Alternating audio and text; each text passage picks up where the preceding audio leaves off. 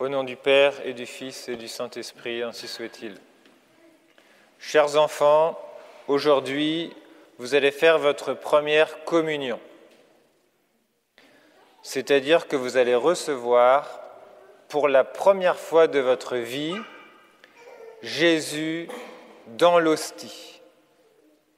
C'est un très grand jour pour vous aujourd'hui. Peut-être un des plus grands jours de votre vie.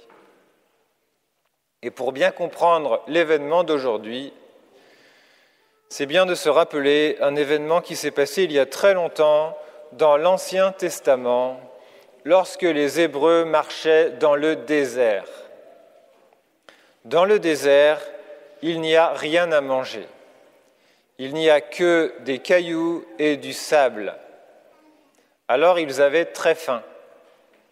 Il n'y avait pas d'abricotiers, pas de vignes, pas de vaches, pas de moutons.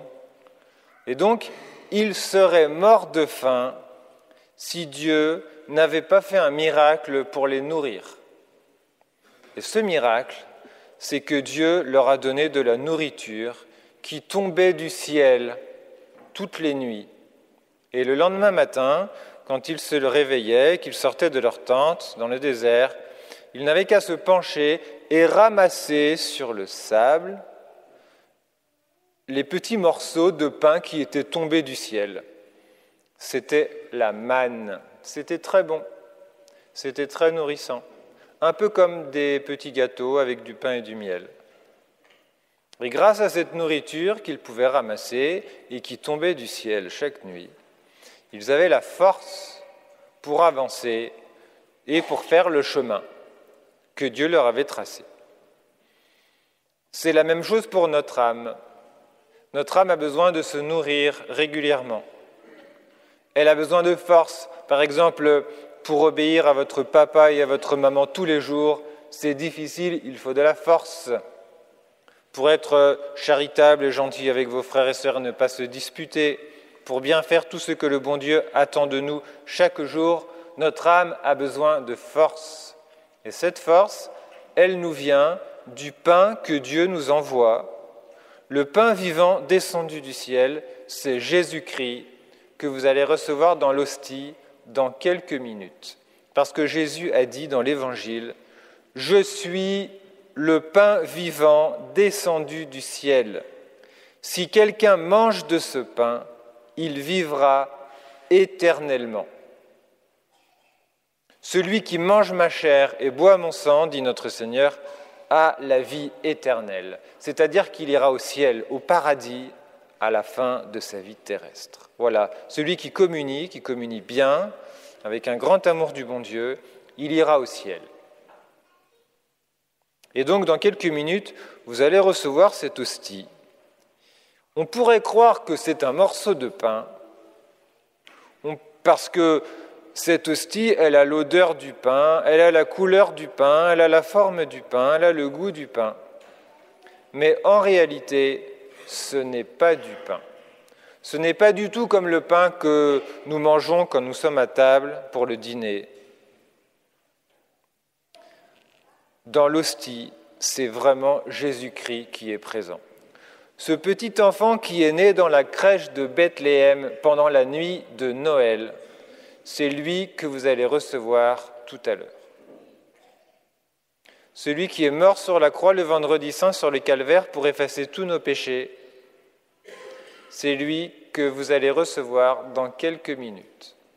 C'est le Fils de Dieu, c'est le Créateur du ciel et de la terre, et il a voulu être notre nourriture pour fortifier notre âme et pour nous conduire au paradis. Dans le Nouveau Testament, il y a beaucoup d'histoires qui nous montrent que Jésus-Christ est vraiment présent dans la Sainte Eucharistie. L'histoire que je vais vous raconter s'est passée en l'an 1225, dans une grande ville de France qui s'appelle Toulouse. C'était un saint prêtre qui s'appelle Saint Antoine de Padoue, qui était de passage dans cette région pour convertir les pauvres hommes qui n'étaient pas catholiques et qui s'appelaient les albigeois ou les cathares. Alors saint Antoine de Padoue, pour que tout le monde l'entende bien, avait commencé un sermon, mais non pas un sermon comme je suis en train de faire ici dans une église, dans la chair. C'était un sermon en plein air, dehors, sur une grande place publique. Il avait pris un petit tabouret et il était monté dessus pour que tous les gens le voient bien et pour qu'on entende bien sa voix.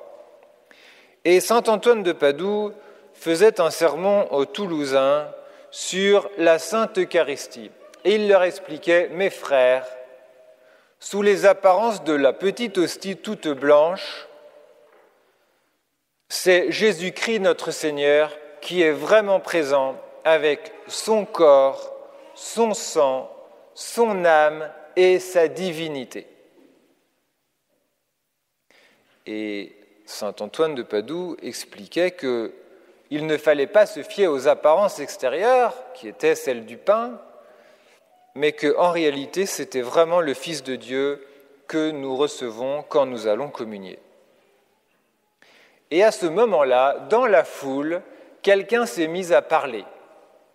C'était un hérétique. Un hérétique, c'est un homme qui refuse de croire tout ce que Dieu a dit. C'est très grave, comme si Dieu pouvait se tromper ou dire des mensonges. Cet homme, il s'est écrié « C'est faux, monsieur l'abbé, ce que vous dites, c'est impossible, regardez, l'hostie, c'est un petit morceau de pain, comment voulez-vous que ce soit vraiment Jésus-Christ qu'on reçoive alors qu'on voit bien que c'est un petit morceau de pain ? Il n'y a pas la présence réelle de Jésus-Christ dans l'hostie, c'est impossible, comment voulez-vous que ce soit possible ?» Cet homme était hérétique, c'est-à-dire qu'il ne croyait pas ce que Dieu nous avait révélé.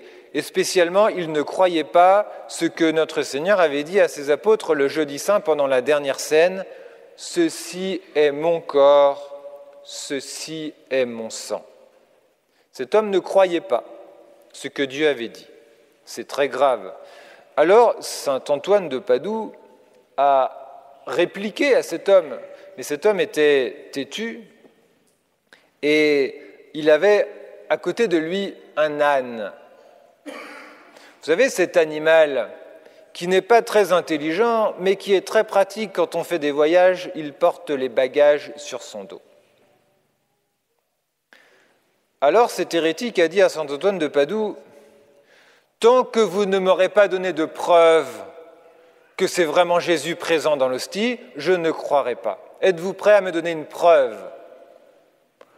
Et saint Antoine répond, avec l'aide de Dieu, « Oui, je suis prêt à vous donner une preuve de la présence réelle. » Alors l'homme réplique, « Eh bien, vous voyez mon âne qui est ici. Je ne vais rien lui donner à manger pendant 3 jours. Et dans 3 jours, je reviendrai ici sur cette place et vous viendrez avec votre hostie.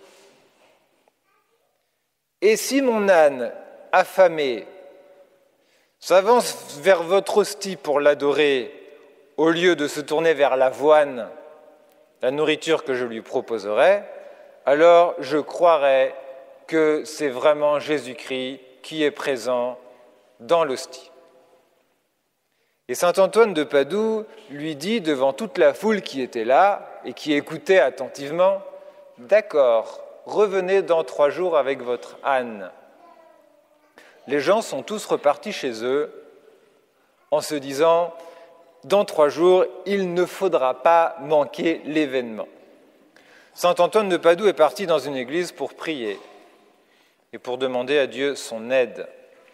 Et 3 jours après, l'hérétique est revenu sur la place avec son âne qui était affamé parce que l'hérétique ne lui avait rien donné à manger pendant 3 jours. Saint Antoine de Padoue, pendant ce temps-là, était en train de célébrer la messe dans une église, avec encore plus de ferveur que d'habitude. À la fin de la messe, il prend une hostie consacrée et il la place au centre de l'ostensoir l'ostensoir qui était magnifique comme un soleil qui étendait tous ses rayons dorés. Et saint Antoine de Padoue, à la fin de la messe, prend l'ostensoir avec beaucoup de respect, l'ostensoir qui contenait donc l'hostie consacrée, et sort de l'église pour s'avancer sur la place où déjà une grande foule était réunie pour voir ce qui allait se passer. L'hérétique tenait par la bride son âne qui avait très très faim. Et l'hérétique avait amené avec lui un gros tas d'avoine, cette nourriture que les ânes aiment beaucoup. Et il avait posé un peu sur le côté de la place un gros tas d'avoine, en se disant que l'âne s'y précipiterait dès qu'on lui lâcherait la bride.